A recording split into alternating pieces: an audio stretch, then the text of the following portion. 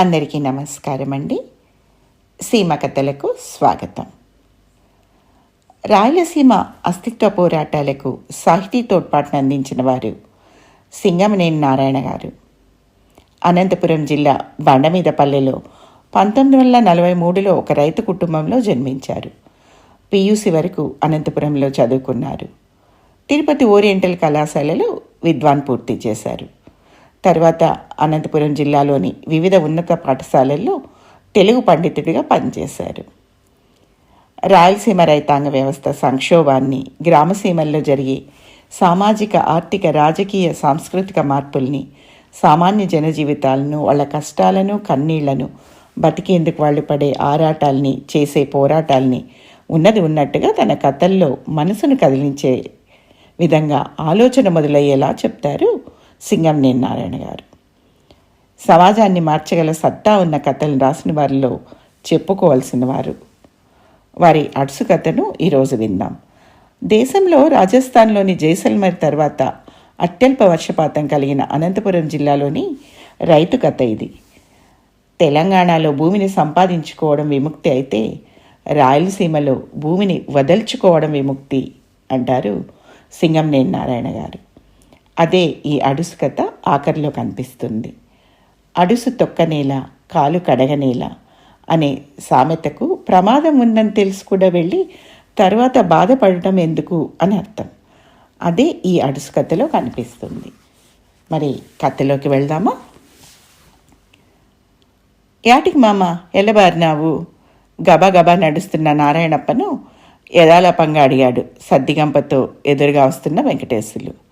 థూ, మంచి సగినం చూసుకొని నిలబారితే యాటికని అడుగుతాండో, ఇంకా పని అయినట్టే. కోపంతో వెంకటేశ్వరుని దులిపేసి నిలబడకుండా ముందుకు నడిచాడు నారాయణప్ప. పొరపాటు అయింది మామ, మెల్లగా గొనిగాడు వెంకటేశ్వరులు. 4 బారెల దూరం నడిచి పక్కనే ఉన్న ఒక గుండె మీద కొలబడ్డాడు నారాయణప్ప. కూర్చొని పక్క జేబులో నుండి ఆకు ఒక్క తీసి నెమ్మదిగా నోట్లో వేసుకొని నమిలాడు. 5 నిమిషాల తర్వాత బీడీ వెలిగించి 4 దమ్ములు లాగాడు. ఒక్కాకి ఎంగిలి పక్కకు ఉమిసి లేచి నిలబడి పెద్ద పెద్ద అంగలు వేస్తూ ముందుకు నడిచాడు. వెంకటేశ్వరులు అడిగిన అపశకునపు కూత వల్ల రాబోయే దుష్ఫలితం అంటూ ఏమైనా ఉంటే తాను కూర్చొని లేవడంతో తీరిపోయినట్టు లెక్క నారాయణప్పకు. 1 కిలోమీటర్ నడిచేసరికి తార్ రోడ్డు వచ్చింది. రోడ్డుకు ఆ వైపు చుట్టూ బండలు పాతి పైన తడకలు కప్పిన చిన్న హోటల్ పాక. ఆ పాకలో కూర్చున్న రామరెడ్డి నారాయణప్పని గట్టిగా కేకేసి చేయి ఊపుతూ పిలిచాడు. నారాయణప్ప తార్ రోడ్డుని కంటికి ఆనినంత మేర చూసి బస్ ఏది రాలేదని నిర్ధారణ చేసుకొని రోడ్డు దాటి హోటల్ పాకకు నడిచాడు. యాటికి నారాయణప్ప ఎల్లబారినావు? ధర్మారమా అనంతపురమా అడిగాడు రామరెడ్డి. థూ అని మనసులో కొనుక్కొని అనంతపురం పోయి వస్తా రామరెడ్డి అంటూ అతని పక్కనే కూర్చున్నాడు నారాయణప్ప. రామిరెడ్డి 2 కాఫీలకు ఆర్డర్ ఇచ్చాడు. నేను ఒక్కాకు వేసుకున్నాను, నాకొద్దు రామిరెడ్డి, నువ్వు తాగు అన్నా వినకుండా పర్వాలేదులే, నోరు కడుక్కో అని 1 గ్లాసు మంచినీళ్ళు తెప్పించాడు రామిరెడ్డి. కాదని లేక నీళ్లతో నోరు 2-3 సార్లు పుక్కిలించి ఉమిసి కాఫీ గ్లాస్ తీసుకున్నాడు నారాయణప్ప. బిడ్డ పెండ్లు ఒప్పుకున్నావంటనే కాఫీ 2 గుట్టకలు తాగి అడిగాడు రామిరెడ్డి. అవునన్నట్టు తల్లాడించాడు నారాయణప్ప. యా ఊరు పిల్లుంది? వెంకటాంపల్లి. కాఫీ గ్లాస్ కింద పెట్టి రోడ్డు వైపు చూస్తూ చెప్పాడు నారాయణప్ప. రామిరెడ్డి అడిగే వివరాలన్నీ చెప్పడం నారాయణప్పకు ఇష్టం లేదు. మర్యాద కోసం అతనితో పాటు కూర్చొని కాఫీ తాగాడు కానీ వారి మధ్య చెప్పుకోదగ్గ ఆత్మీయతలు లేవు. ఆ విషయం ఇద్దరికీ తెలుసు. మొన్న జరిగిన పార్లమెంట్ ఎన్నికల్లో రామిరెడ్డి కాంగ్రెస్ తరపున, నారాయణప్ప తెలుగుదేశం తరపున ప్రచారపు ఊబిలో అంతో ఎంతో దిగబడినారు. ఆ ఊళ్ళో ఉండే 2 పెద్ద గ్రూపుల్లో వీళ్లకుండే పాత్రలు చాలా చిన్నవే అయినప్పటికీ ఒకప్పటి అనుబంధాలను, ఆత్మీయతలను అవి బాగా తగ్గించి వేశాయి. పిల్లోడు ఏం చేస్తాడు అని వరుణ్ గురించి వివరాల కోసం అడిగాడు రామిరెడ్డి.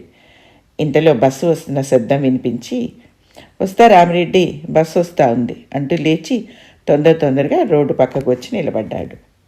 2 నిమిషాల్లో బస్సు వచ్చి ఆగింది. నారాయణప్పతో పాటు మరో 2 బస్సు ఎక్కారు. అరగంట ప్రయాణం తర్వాత అనంతపురం పాత ఊరు పవర్ ఆఫీస్ దగ్గర బస్ దిగాడు నారాయణప్ప. బజార్ అంతా కుప్పబోసినట్టున్నారు జనం. వచ్చేపోయే బస్సులు, ఆటోలు, రిక్షాలు, వీటి మధ్య సందు చేసుకొని గబా అడుగులు వేస్తూ గాంధీ బజార్లో 3 ఫర్లాంగుల దూరం నడిచి శ్రీలక్ష్మి ట్రేడర్స్ బోర్డు ఉన్న అంగడి ముందు ఆగాడు నారాయణప్ప. అంగడిలోంచి చెక్క వాసన, లోపల హాల్ నిండా చెక్క మూటలు, ఎరువుల మూటలు బజార్లేకే కనిపిస్తున్నాయి. తలుపు దగ్గర టేబుల్ ముందు ఏవో లెక్కలు చూసుకుంటూ కుర్చీలో కూర్చున్న భారీ విగ్రహం. నారాయణప్ప మెట్లెక్కి ఆ భారీ విగ్రహం ముందు నిలబడి సన్నగా దగ్గాడు. భారీ విగ్రహం తలెత్తి నారాయణప్ప మొహంలోకి చూసి మొగమంతా చిరునవ్వు పులుముకొని, నువ్వా నారాయణప్ప, రా కూర్చో, సానా రోజులేంది కదప్ప కనపడక అంటూ కుర్చీ చూపించాడు. నారాయణప్ప తన భుజం మీద తువాలుతో కుర్చీ దులుపుకొని కూర్చున్నాడు. ఏమప్పా విశేషము అడిగింది భారీ విగ్రహం. మా దగ్గర విశేషాలు ఏముంటాయి తిరుపాలయ్య, ఏదో పల్లె కొంపల్లో బతికేవాళ్ళం అన్నాడు నవ్వుముఖంతో నారాయణప్ప. అట్లే లేప మీరు అనేది, మా సావు చూడు అని దూరంగా నిల్చున్న కుర్రాన్ని కేకేసి 2 మంచి కాఫీలు తీసుకురాపోరా అంటూ పురమాయించాడు. ఎట్లుండాయి నారాయణప్ప పంటలు? చీనకాయలు పీకే టైం కదా, ఖాత బాగానే ఉందా అడిగాడు తిరుపాలయ్య. ఏం ఖాత కాయటంలే తిరుపాలయ్య, చెప్పుకుంటే తీరేది కాదు. ఆ ఖాత అట్లే ఉంది, రేటు అట్లే ఉంది అన్నాడు నిర్వేదంగా నారాయణప్ప. ఇద్దరు కాఫీలు చప్పరించారు. తిరుపాలయ్య సిగరెట్ ఇస్తే వద్దని బీడి ముట్టించుకున్నాడు నారాయణప్ప. చీనాకాయలు 2-3 రోజుల్లో నాగపూర్కు తోలాలప్ప, రవంత లెక్క ఇబ్బంది అయింది. 10,000 ఉంటే సర్దు, వారం దినాల్లో ఇస్తా, వచ్చిన పని చెప్పాడు నారాయణప్ప. అంత అర్జెంట్ ఏమొచ్చింది నారాయణప్ప? వచ్చే నెలలో పాపది పెండ్లి ఒప్పుకున్నానప్ప, వియ్యపోళ్ళకి 10,000 పంపియ్యాల మాట చెప్పినాను. పెళ్ళి కాకుండానేనా? ఏవో వాళ్ళకి ఖర్చులుంటాయంట, మనిషిని పంపించినారు. లేదంటే ఏం మర్యాద? మాత్రం ఇస్తా ఉండవు కట్నము? 30,000 లెక్క 10 తులాలు బంగారునప్ప. ఏం చేస్తూ ఉండాడు పిల్లోడు? సేద్యమేనప్ప, ఏదో మాకు తగ్గ సంబంధం. సేద్యానికి అంత లెక్క ఆశ్చర్యంగా అడిగాడు తిరుపాలయ్య. చదువుకొని ఉద్యోగం చేసేవాళ్ళైతే లకారం దాటితే కానీ మా కులంలో చిక్కరప్ప. మీకేమప్ప, రైతులకి ఎంతైనా ఇస్తారు, దండి శనక్కాయ పంట, చీనాకాయలు, ఉద్దరదుడ్లు మీకు అన్నాడు తిరుపాలయ్య పెదవులపై పరిహాసం చిందిస్తూ. ఆ మాట వినగానే బొడ్డులోంచి బయలుదేరిన వేడి గుండెల్ని తన్నుకొని కళ్ళ కొనల్లేకొచ్చింది నారాయణప్పకు. అడ్డం వచ్చిన ప్రతివాడు రైతును మీకేమప్ప అనేవాడే తిని కూర్చొని. ఇట్లాంటి మాట విన్నప్పుడల్లా మొత్తం తమ జాతిని అవమానించినట్టుగా కోపంతో చెలించిపోతాడు నారాయణప్ప. తమ రైతాంగం అంతా వీళ్ళ దృష్టిలో చాలా తేలిగ్గా డబ్బు సంపాదించే వాళ్ళ కింద లెక్క. సేద్యం అంటే వీళ్ళ మొగాలకి ఏం తెలుస్తుంది? అట్లా విత్తనాలు చల్లితే ఇట్లా పంట చేతికి వచ్చేకి ఇదేమన్నా వడ్డీ వ్యాపారమా? చీనాకాయలు పండించడం అంటే అదేమన్నా బజార్లో గారడీ వాడు చేసే కనకట్టు విద్య. చెట్లు పెట్టినాక 5-6 ఏళ్ళు సాకి సంరక్షిస్తే కానీ మొదటి కోత చేతికి రాదే. ఆ 5-6 ఏళ్ళు ఇంట్లో పసిపిల్లలు కాపాడినట్టు రేయింబగళ్ళు కాపాడల్లా. దాంట్లోకి ఎన్ని ఎరువులు పోయల్లా, ఎన్నిసార్లు సాదులు చేయాలా, రోగాలు రాకుండా ఎన్ని మందులు కొట్టాలా, ఎంత పెట్టుబడి పెట్టాలా. చంటి బిడ్డకు పాలు పట్టినట్టు నిరంతరం నీళ్ళం పారిస్తానే ఉండాలి. ఇదంతా మాటలా? తేరగా కుర్చీల్లో కూర్చుంటే అయ్యే పనేనా ఇది? చెట్టుకు పిందె పట్టినప్పటి నుండి కాయగా మారేదాకా రైతే గర్భం మోసినంత భారంగా ఉంటుందని వీళ్ళకేం తెలుసు? పండిన కాయని పీకి అమ్మి చేతుల్లోకి లెక్క వచ్చేదానికి మళ్ళా ఎంత తతంగం. ఇన్ని కన్నావస్తులు పడి 4 రూపాయలు కళ్ళ చూస్తే ఉద్దరు అంటారు. తూ అని మనసులోని చిత్కారం చేసుకున్నాడు నారాయణప్ప. ఆరిపోయిన బీడిని చెరుని వెలిగించి గబగబా 2 పీకి తిరుపాలయ్య ముఖంలోకి చూసి, నాకు ఇంకా చాలా పనులున్నాయి తిరుపాలయ్య, బ్రోకర్ ఆఫీస్కి పోయి లారీ మాట్లాడుకోవాలా అన్నాడు నారాయణప్ప. లెక్క ఇప్పుడే కావాలంటే ఎట్లా నారాయణప్ప? నేనేమన్నా బ్యాంకునా? బ్యాంకులంటే మీ ఎట్లాంటి వాళ్ళు కాక ఇంకెవరప్ప, ఎట్లో ఇట్లా సర్దు మరి. సరే నీ పనులు చూసుకొనిరా, తెప్పించి పెడతాను. నువ్వు ఎరువుల లెక్క సుమారుగా ఇయ్యాలప్ప, కాయ అమ్మినాక అంతా ఒకేసారి తెచ్చి ఇయ్యాలమడి. సానానాలు నిలిపేకి లేదు. మాత్రం ఉంది ఎరువులది? తిరుపాలయ్య డ్రాయర్ సొరుగులోంచి ఒక లావాటి నోటుబుక్ తీసి పేజీలు తిప్పి ఒక పేజీ నారాయణప్ప ముందు పెట్టి 4700 ఉంది, వడ్డీ ఇంకా లెక్క కట్టరా అన్నాడు. వడ్డీ చూసుకొని అయ్యప్ప, మామూలు వడ్డీనే ₹2, ₹1.5 కదా తిరుపాలయ్యా. ఆ కాలం పోయిందప్ప, ₹2 వేస్తే ఎట్లా తిరుపాలయ్యా? తీసుకున్న సరుకు మీద కూడా వడ్డీలు కట్టాలంటే మేం బతకల్లా సావల్లా? చూడు నారాయణప్ప, మేము ₹3 వడ్డీకి తెచ్చుకొని వ్యాపారం నడుపుతూ ఉంటాం. మీలాంటి వాళ్ళు మామూలు కస్టమర్లు కాబట్టి తగ్గించేస్తూ ఉంటాను. నారాయణప్ప దిగాలుగా తిరుపాలయ్య ముఖం లేక చూసి 2 నిమిషాల మౌనం తర్వాత, కానిప్పా కానీ, కాలం మీద మాదా, సరే పనులు చూసుకొని సాయంత్రం వస్తా, లెక్క చూసి పెట్టిండు అని లేచి నిలబడి చేతులు ఊపుకుంటూ బయటికి వచ్చాడు. 5 నిమిషాల నడకతో వెంకటేశ్వర లారీ బ్రోకర్ ఆఫీస్ దగ్గరికి చేరుకున్నాడు నారాయణప్ప.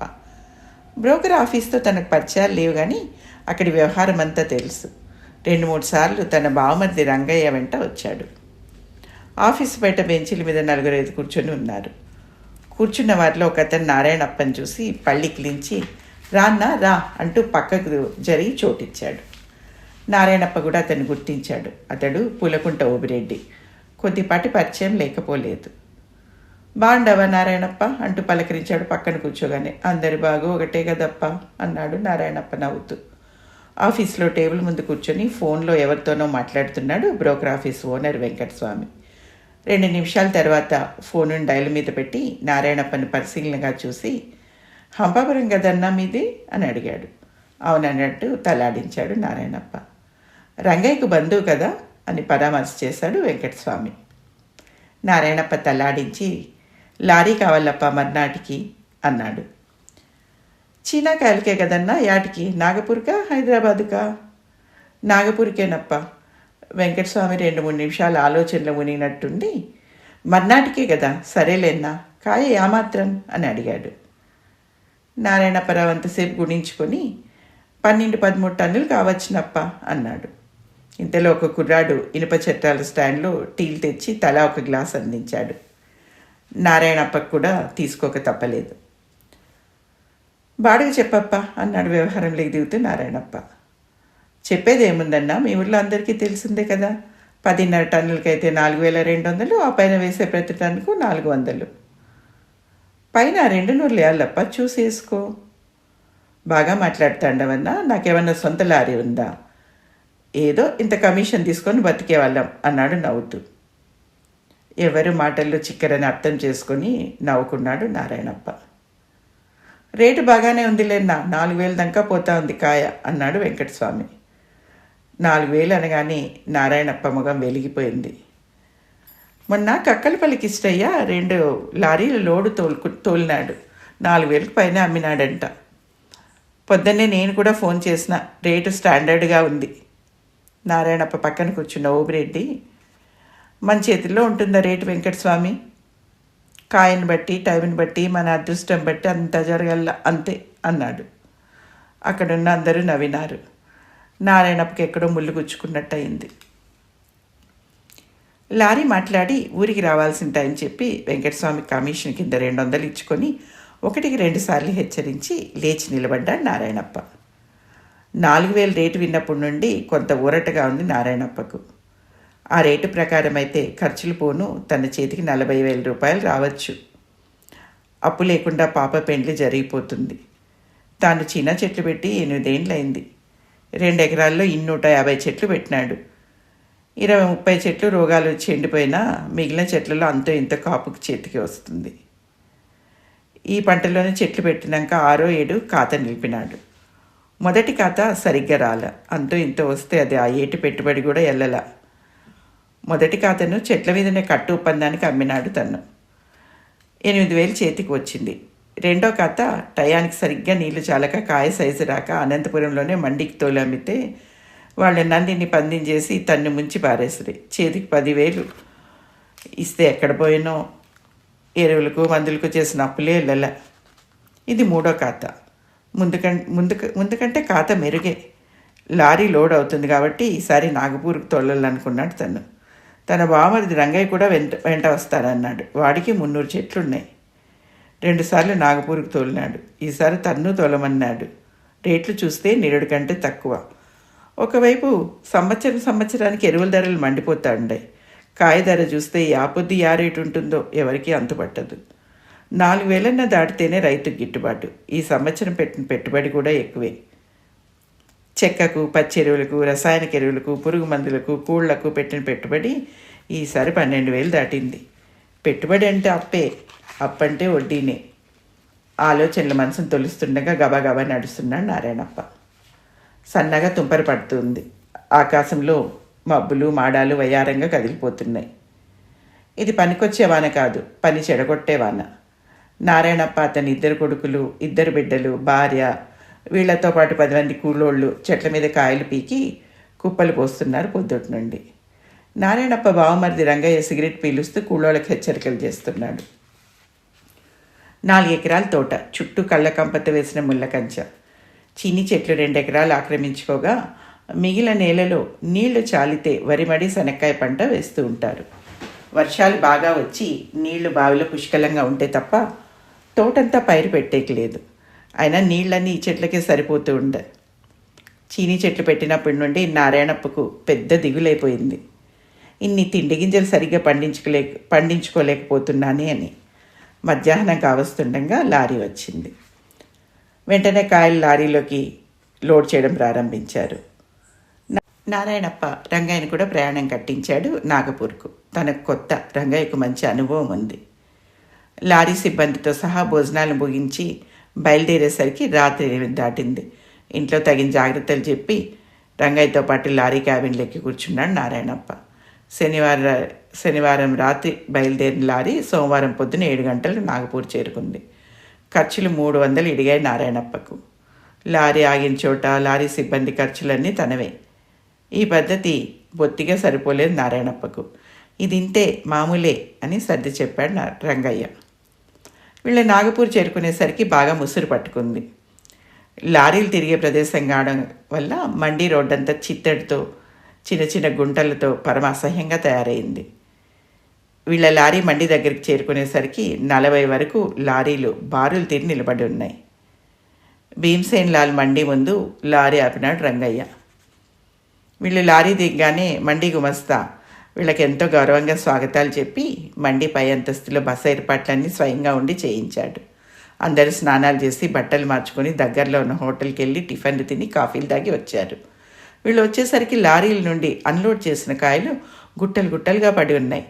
అన్ని గుట్టలను చూసేసరికి నారాయణప్ప ఆశ్చర్యపోయి, ఇన్ని కాయల్ని ఈ ఊరి వాళ్ళే తింటారేమిట్రా అని అడిగాడు బావమర్దిని. ఈ కాయలన్నీ సాయంత్రానికి ఒక్కటి కూడా ఇక్కడ మిగలవు బావా. వీటిని వేలం పాట పాడిన వాళ్ళు మళ్ళీ లారీల్లో నింపి ఏ ఢిల్లీకో, ఆగ్రాకో, కలకత్తాకో ఎక్స్పోర్ట్ చేస్తారు. మనలాంటి రైతుల కాయల మీద వాళ్ళు మళ్ళీ వేలకు వేలు సంపాదించుకుంటారు అన్నాడు రంగయ్య. మన కష్టార్జితాన్ని దేశంలో ఎంతమంది పంచుకు తినాలనో అనుకున్నాడు నారాయణప్ప. అరగంట తర్వాత మండి వాళ్ళు వీళ్ళ లారీని కాటా దగ్గరికి తోలించుకొని పోయి నిండు లారీని తూకం వేయించారు. 18 టన్నుల తూకం తూగింది లారీ. ఒక అరగంట కల్లా లారీని అన్లోడ్ చేసేశారు మండి కూలోళ్ళు. మళ్ళీ ఖాళీ లారీని కాటా ఎక్కించారు. లారీ 7 టన్నులు తూగింది. మొత్తం తూకం నుండి లారీ బరువును తీసేసి కాయ 11 టన్నులు అని చెప్పారు. ఈ తతంగాన్నంతా ఒక నాటకాన్ని చూస్తున్నట్టు నారాయణప్ప చూస్తుండిపోయాడు. కాయ 11 టన్నులు అనగానే ఏదో అపనమ్మకం లాంటిది కలిగింది. రంగయ్యతో ఆ మాట అంటే, సామాన్యంగా తూకాల్లో మోసాలు జరగవంటారు బావా, మనం ఈడ ఏం మాట్లాడేకుంది అన్నాడు. మండి గుమస్తా వీళ్ళ సరుకుకు వెంటనే రసీదు తెచ్చి ఇచ్చాడు. కాటా రసీదులో 9.9 టన్నులు సరుకు నమోదు చేశారు. టన్నుకు 1 క్వింటాల్ చొప్పున సూట్ అనే పేరుతో మినహాయిస్తారు. అక్కడ 11 టన్నులకు 11 క్వింటాలు సూట్ కింద తీసేసి తక్కింది రసీదులు కనబరిచారు.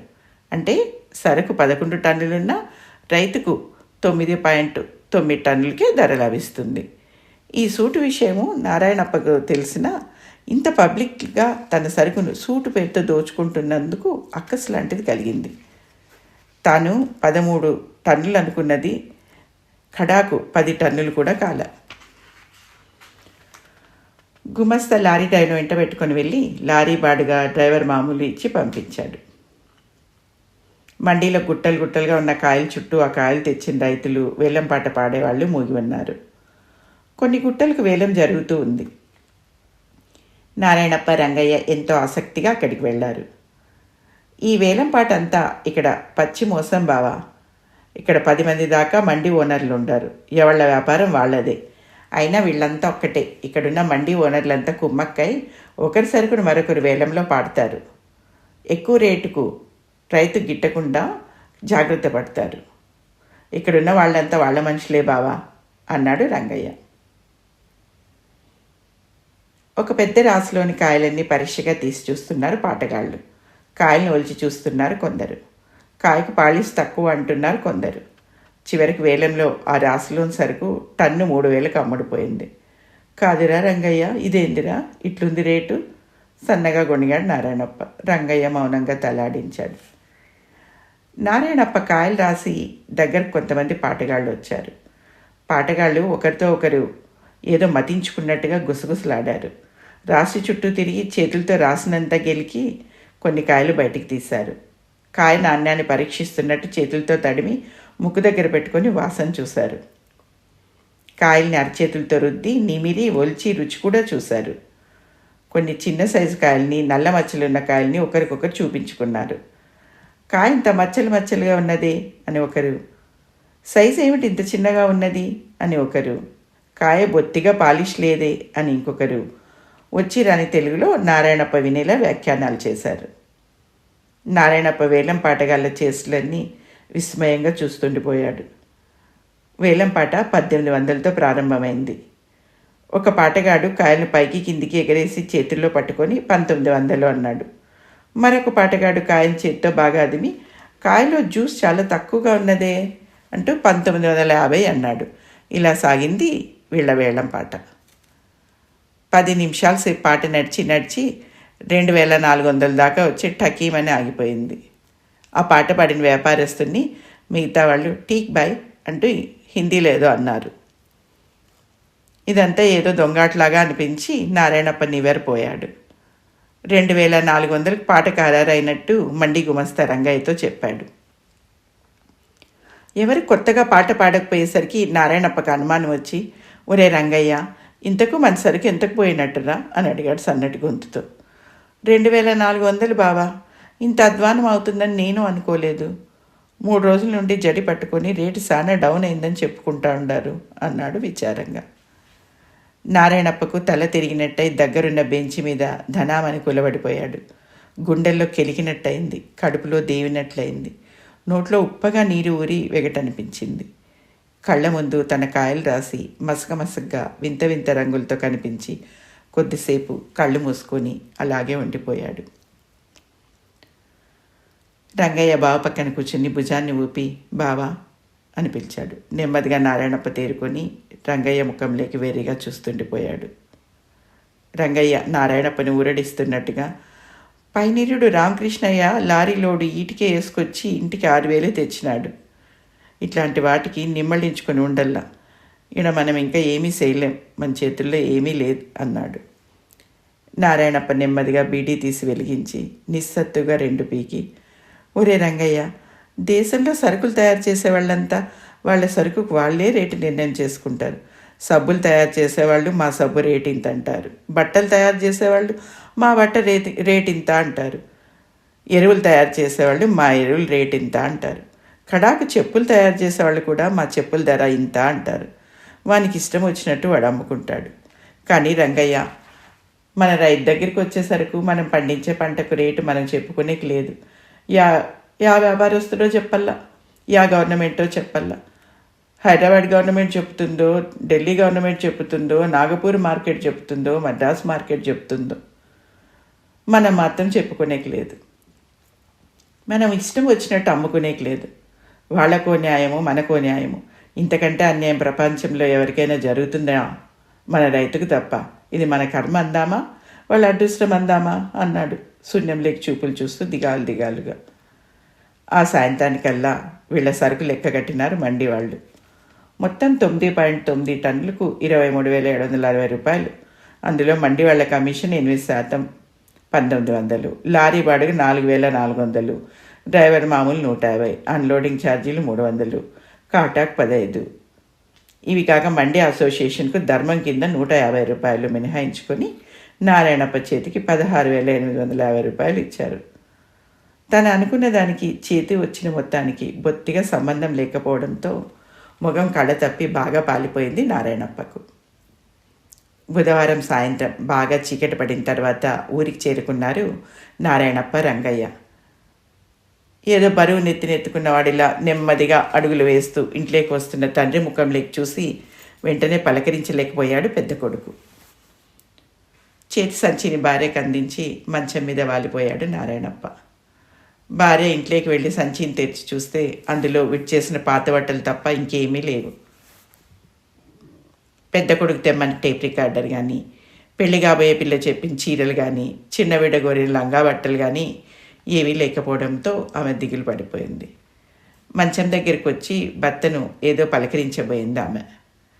నారాయణప్ప లేచి కూర్చొని బనీన్ జేబులో నుండి నోట్ల కట్ట తీసి ఆమె చేతికిచ్చి పెట్టెలో పెట్టు అన్నాడు. స్నానం చేసి అన్నం తిన్న తర్వాత పెద్ద కొడుకు భార్యకు కాయలకు వచ్చిన డబ్బు వివరాలన్నీ ముక్తసరిగా చెప్పి మంచం మీద నడుము వాల్చాడు నారాయణప్ప. రాత్రి బాగా పొద్దుపోయింది. ఊరంతా నిశ్శబ్దంగా ఉంది. నారాయణప్ప మనసు మాత్రం అలజడిగా ఉంది. అతనికి ఎంత ప్రయత్నించినా నిద్ర పట్టలేదు. 8 సంవత్సరాలుగా తను చిని చెట్లకు పెట్టిన పెట్టుబడులన్నీ గుర్తుకు తెచ్చుకుంటుంటే గుండెలు విలవిల్లాడాయి. వచ్చే నెలలో జరగబోయే బిడ్డ పెళ్లి తలుచుకుంటుంటే శరీరం వింత ప్రకంపనలతో వణికిపోయింది. తిరుపాలయకి ఇవ్వాల్సిన చేయబదులు ఎరువుల లెక్క రేపో మాపో ఇచ్చేస్తే తన దగ్గర ఇంకేముంటుంది? తోటలోని చీనీ చెట్లు అతని కంటి ముందు దయ్యాల్లా కదులుతున్నట్టున్నాయా, రెక్కలు విప్పుకొని రావందుల్లా ఎగురుతున్నట్టు కనిపించి గట్టిగా కళ్ళు మూసుకున్నాడు. తోటలోని చీనీ చెట్లు అతని కంటి ముందు దయ్యాల్లా కదులుతున్నట్టు, రెక్కలు విప్పుకొని రాబందుల్లా ఎగురుతున్నట్టు కనిపించి గట్టిగా కళ్ళు మూసుకున్నాడు. తెల్లవారబోతున్నట్టుగా కోళ్లు పదే పదే కూస్తున్నాయి. మసక తెరలు మెల్లమెల్లగా విడిపోతున్నాయి. నారాయణప్ప మంచం మీద నుండి లేచి నిలబడినాడు. తువ్వాలను భుజం మీద వేసుకొని ఇంటి మెట్లు దిగి బయట అరుగు మీద పడుకున్న పెద్ద కొడుకును రాముడు అంటూ చేత్తో కదుపుతూ లేపాడు. కొడుకు లేచి ఎదురుగా నిలబడ్డ తండ్రిని ఆశ్చర్యంగా చూశాడు. తోటగాడికి పోదాం రారా అన్నాడు నారాయణప్ప. ఇవాళెప్పుడెళ్ళానా అడిగాడు కొడుకు. పనుంది రారా అంటూ గబగబా అడుగులు వేశాడు నారాయణప్ప. 10 నిమిషాల్లో వాళ్ళిద్దరూ తోటలోకి చేరుకున్నారు. తూర్పు కొద్ది కొద్దిగా ఎర్రబడుతోంది. నారాయణప్ప మిషన్ రూమ్ తలుపు తెరిచి లోపలికి వెళ్ళి 2 గొడ్డళ్ళు తీసుకొని బయటకు వచ్చి కొడుకు చేతికి ఒకటి అందించి తానొకటి భుజం మీద పెట్టుకొని రారా అన్నాడు ముందుకు నడుస్తూ. ఏమైంది నాయన అన్నాడు కొడుకు అయోమయంగా. ఒరే రాముడు, ఈ చెట్లను మనం ఇంకా సాకలేమురా.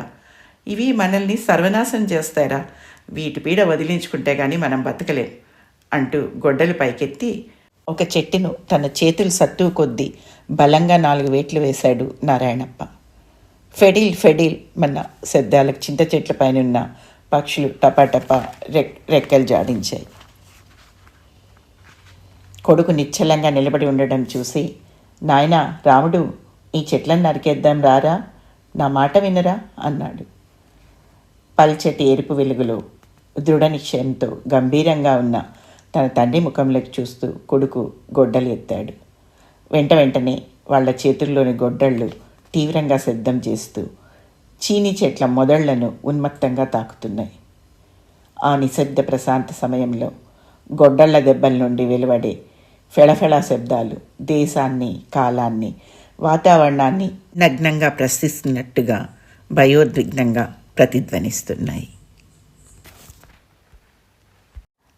1991లో సింగమనేని నారాయణ గారు రచించిన ఈ అడుసు కథ అనంతపురం జిల్లా రైతాంగ దుర్భర పరిస్థితుల్ని తెలియజేస్తుంది. మరొక సీమ కథతో మళ్ళీ కలుద్దాము.